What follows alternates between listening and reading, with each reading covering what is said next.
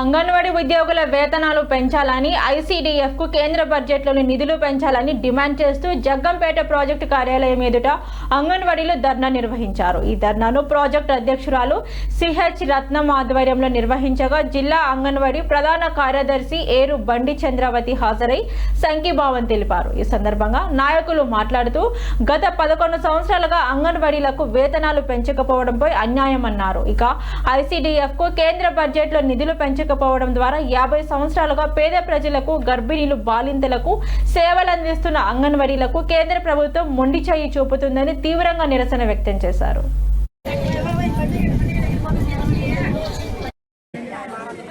ఈరోజు కేంద్ర ప్రభుత్వం ప్రవేశపెట్టినటువంటి బడ్జెట్ అంగన్వాడీలకు ఏమాత్రం చోటు దక్కని బడ్జెట్గా ఈరోజు మిగిలింది.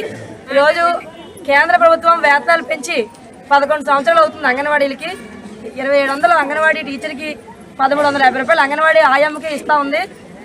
ఐసీడీఎస్ పెట్టి 50 సంవత్సరాలు అవుతుంది. నేటికి కూడా అంగన్వాడీలు ప్రభుత్వ ఉద్యోగులా గుర్తించట్లేదు. కనీసం ఉద్యోగ భద్రత లేదు, సామాజిక సౌకర్యాలు లేవు, పెన్షన్ లేదు, పిఎఫ్ లేదు, ఈఎస్ఐ లేదు.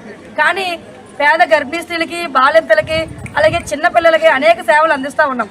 అనేక సేవలు అందిస్తున్నటువంటి స్కీమ్ వర్కర్లుగా అయినటువంటి అంగన్వాడీలను ఈరోజు ప్రభుత్వం గుర్తించకపోవడం, వేతనాలు పెంచకపోవడం, బడ్జెట్లు పెంచకపోవడం, ఇది మేము చాలా నిరాశ చెందుతున్నాము.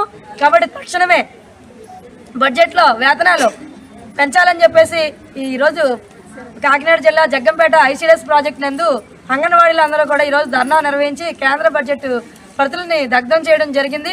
అలాగే సిడిపిఓ గారికి వినతిపత్రం కూడా ఇవ్వడం జరుగుతూ ఉంది. తక్షణమే మరి వేతనాలు పెంచాలని చెప్పేసి అసెంబ్లీ సమావేశాల సందర్భంగా రాష్ట్ర ప్రభుత్వం అంగన్వాడీలకి వేతనాలు పెంచాలని చెప్పేసి కూడా ఈ ధర్నా సందర్భంగా మేము తెలియజేస్తా ఉన్నాం.